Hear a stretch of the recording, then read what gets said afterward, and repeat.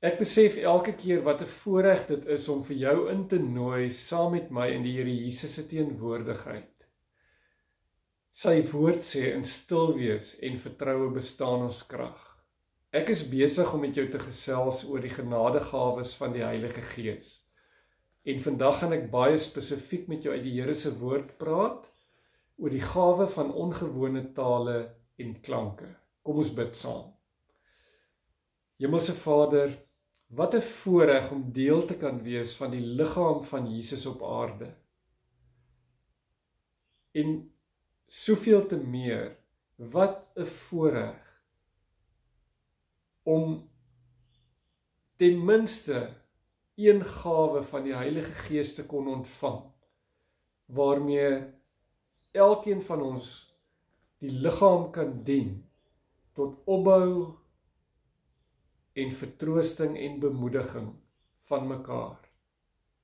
Mag hierdie volgende paar minute van stil wees vir ons tot bedaring bring en nuwe perspektief gee rondom u verstaan van die genadegawes. Ons bid dit in Jesus se naam. Amen. Die Heidelbergse Katekismus is 'n samevatting van hoe die kerk deur alle eeue die evangelie van Here Jesus Christus verstaan. En dit word basies opgedeel in 3 gedeeltes. Die eerste gedeelte gaan oor die feit dat ek en jy in sonde gebore en ontvang is en nie onsself kan red nie. Die tweede gedeelte gaan oor die vraag, hoe kan ek en jy van hierdie doodse aardse bestaan verlos word? En die derde gedeelte gaan oor 'n lewe van dankbaarheid.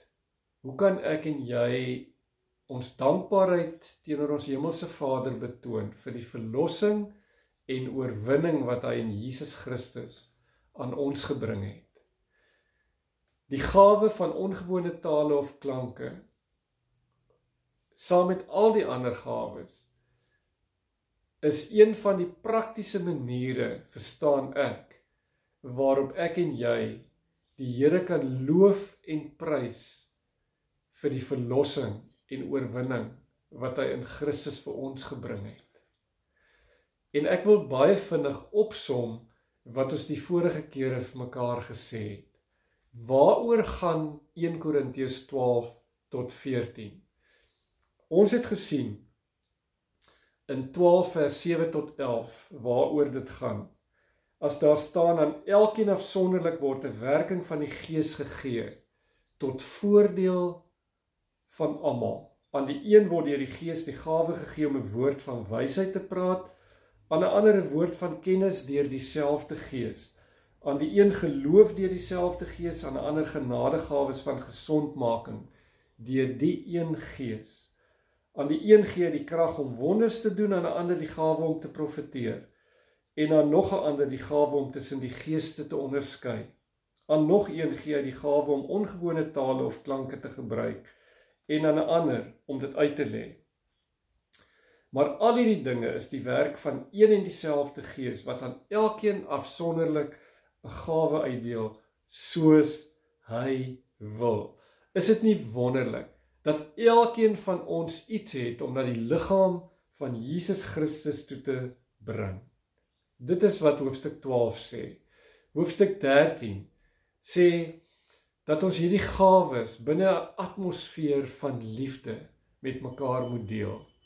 Dat daar nie jaloesie en geestelike hoogmoed moet wees, omdat ek sogenaamd beter gawes het as my medelidmaat nie. Maar dat die Here juis vir elkeen van ons 'n gawe as 'n geskenk gegee het, tot voordeel van almal, om mekaar op te bou, te vertroos en te bemoedig. Hoofstuk 13 het juis vir ons kom sê, dat liefde die kern is waarbinne die gawes toegepas moet word. Hoofstuk 14 praat baie spesifiek oor 2 gawes, die gawe van profesie en die gawe van ongewone tale en klanke, of die sprekende tale wat ons beter ken. En het ek gedink om hierdie boodskap met jou te deel aan die hand van vrae wat lidmate oor jare vir my gevra het rondom die genadegawes. En die eerste vraag wat ek graag in die orde wil stel is die vraag: bestaan die gawe van ongewone tale of klanke steeds vandag? Dan antwoord die Bybel verseker. Want 1 Korinte 12 vers 10 sê uitdruklik: aan die een gee hy die krag om wonders te doen, aan 'n ander die gawe om te profeteer, en aan nog 'n ander die gawe om tussen die geeste te onderskei. Aan nog een gee hy die gawe om ongewone tale of klanke te gebruik, en aan 'n ander om dit uit te lê. Met ander woorde, as ons na die gawe tekste in die woord gaan kyk, dan word die gawe van ongewone tale en klanke tussen al die ander gawes genoem. En dan is dit baie belangrik om daarop te let dat die Here nie vir elkeen daardie gawe gee nie, maar dat hy vir verskillende mense verskillende gawes gee soos wat hy wil.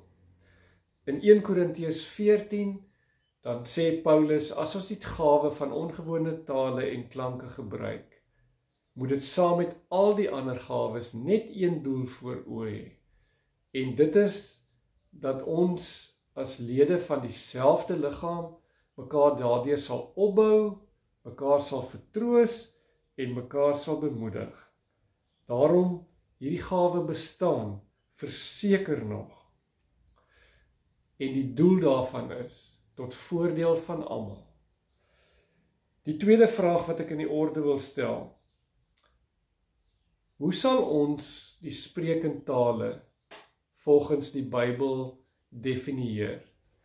Die Bybel onderskei baie duidelik tussen twee soort tale. Die eerste een lees ons van in Handelinge 2 vanaf vers 5. En dit gebeur met die uitstorting van die Heilige Gees. Toe die mense die geluid hoor, het 'n groot skare saamgedrom, en omdat elkeen gehoor het hoe daar in sy eie taal gepraat word, het hulle nie geweet hoe hulle dit het nie. Verras en verbaas sê hulle toe, die mense wat daar praat is tog almal Galileërs. Hoe hoor elkeen van ons dan sy eie moedertaal?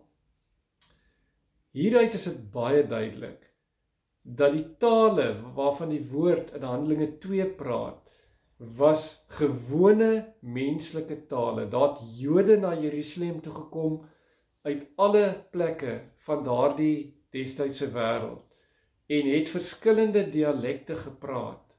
En met die uitstorting van die Heilige Gees het die Here God 'n wonderwerk laat gebeur en vir die mense in staat gestel om verskillende menslike tale te praat, sodat die evangelie kon versprei. Dit was 'n trampolienbeweging van die Here, wat is soos 'n springmat die evangelie na almal versprei het, sodat hulle dit kon verstaan. As ons gaan kyk na 1 Korintiërs 14 vers 4, dan word daar baie spesifiek gepraat van 'n tweede geestelike taal. En ek lees dit vir julle: iemand wat ongewone tale of klanke gebruik, praat nie met mense nie. So hier het dit nie gegaan oor verstaanbare moedertale nie. Hier het dit gegaan oor iets anders. Iemand wat hierdie gawe het, praat nie met mense nie, maar met God.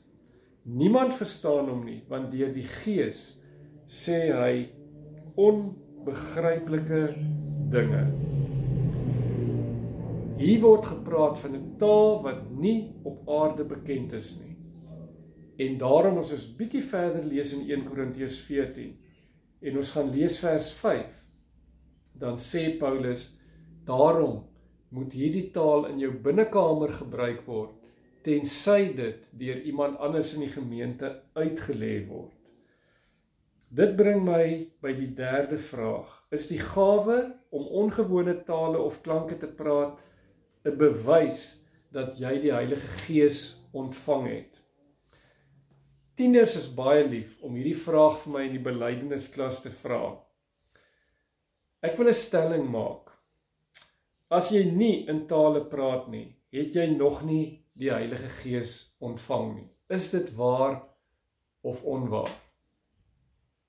Dit is verseker onwaar. Want die Bybel sê nie vir ons dat elkeen in die eerste plek in tale gaan praat nie. Die Here het aan sommige gelowiges die gawe gegee om in tale te spreek. Vir ander gelowiges het hy nie daardie gawe gegee nie, maar het hy ander gawes uitgedeel. 1 Korinte 12 vers 10 sê baie uitdruklik. Ek lees dit vir julle. Aan die een gee hy die krag om wonders te doen. Aan 'n ander gee hy die gawe om te profeteer. Aan nog 'n ander die gawe om tussen die geeste onderskei. Aan nog een gee hy die gawe om ongewone tale of klanke te gebruik. En aan 'n ander om dit uit te lê. Maar hy gee nie hierdie gawe vir alle mense nie. En daarom is dit nie waar dat as jy nie in tale kan praat, dat jy nog nie die Heilige Gees van God ontvang het nie. Maar ek wil jou vat na 'n paar skrifgedeeltes toe wat dit baie duidelik ook vir jou bevestig. 1 Johannes 4 vers 2 sê die volgende: Hieraan ken julle die Gees van God.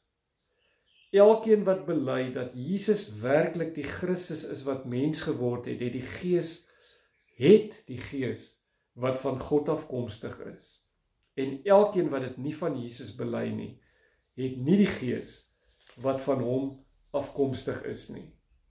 Dan wil ek met jou deel 1 Johannes 3 vers 24. Wie sy gebooie gehoorsaam, bly in God, en God in hom. Hieraan weet ons dat hy in ons bly. Hy het ons sy Gees gegee. So met ander woorde, wie met die mond bely dat Jesus sy verlosser is, dat hy die Here is, maar ook hy wat deur woord en daad gehoorsaamheid aan die Here se woord betoon, hy het die Heilige Gees. So dit is nie so dat hy wat nie in tale kan praat, nie die Gees van God het nie. En dan wil ek jou na nog 'n teks toe vat, en dit is 1 Johannes 2. 1 Johannes 2 vers 27 sê die volgende: Wat julle egter betref, die Gees waarmee hy julle gesalf het, bly in julle, en julle het niemand anders nodig om julle te leer nie. Hoekom is die Gees van God in ons? Omdat ons hom ontvang het toe ons die Here Jesus as verlosser in ons lewe aanvaar het. Sy Gees leer julle alles, en wat hy julle leer is die waarheid en geen leuen nie. Ja, soos hy julle geleer het, moet julle in die Seun bly.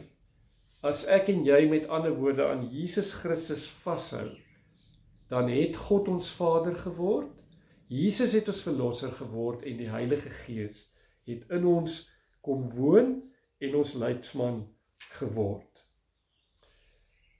Die woord sê ook vir ons, dat ek en jy, nie omdat jy sekere gawes ontvang het en iemand anders ander gawes ontvang het, mag minderwaardig voel oor die gawe wat jy ontvang het nie, maar waarsku ons ook teenoor geestelike hoogmoed, omdat jy dalk ander gawes ontvang het.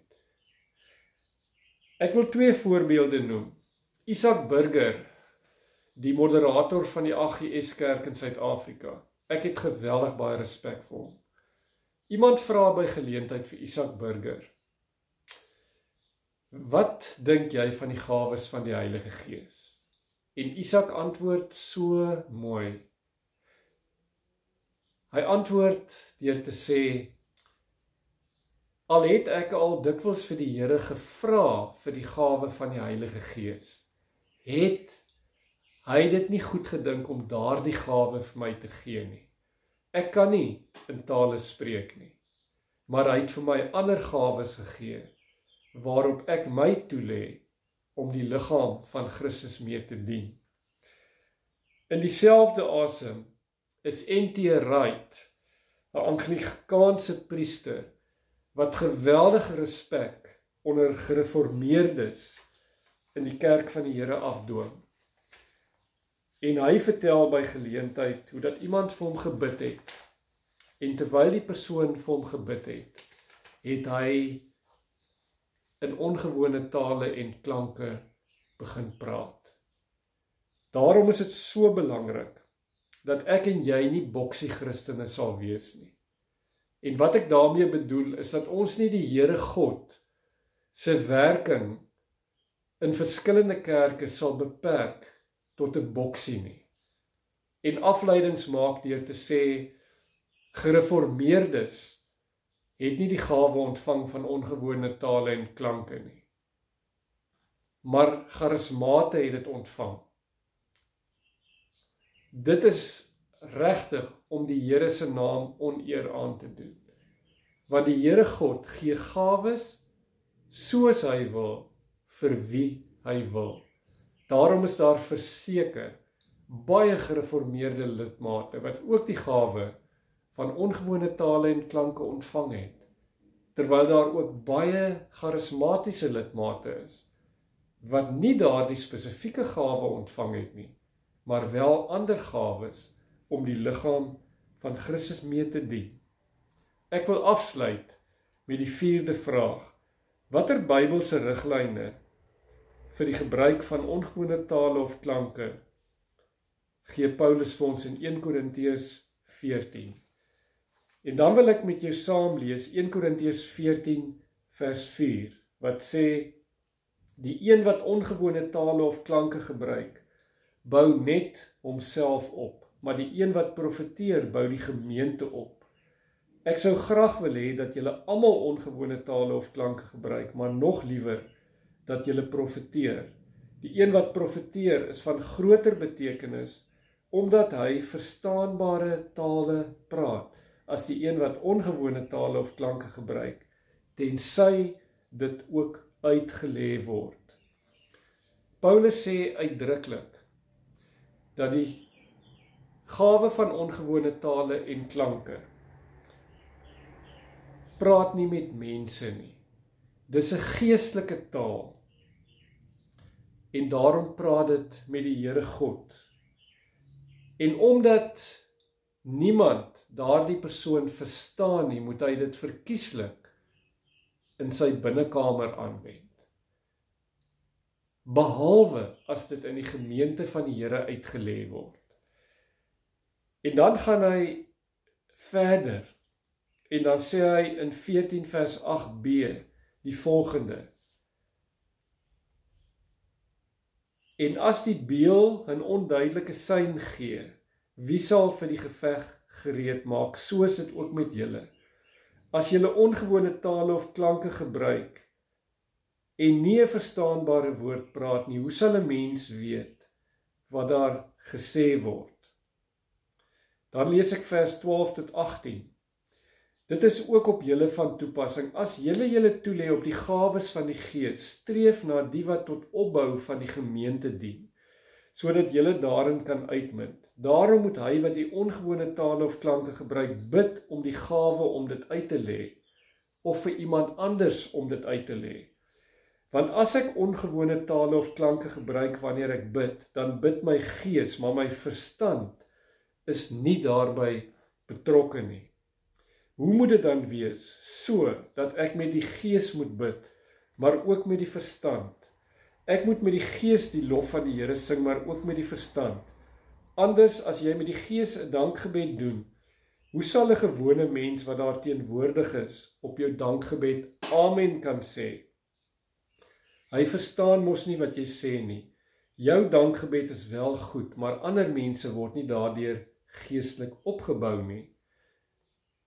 Vers 18, ek dank God dat ek meer ongewone tale of klanke gebruik as julle almal, sê Paulus. Maar in die byeenkoms van die gemeente wil ek liewer 5 woorde met my verstand praat, om ook ander te onderrig as 1000 woorde in ongewone tale of klanke. Vers 23 tot 25, as die hele gemeente dan bymekaar is, en almal gebruik ongewone tale of klanke en daar kom buitestanders of ongelowiges binne, sal hulle nie sê julle is van julle verstand af nie.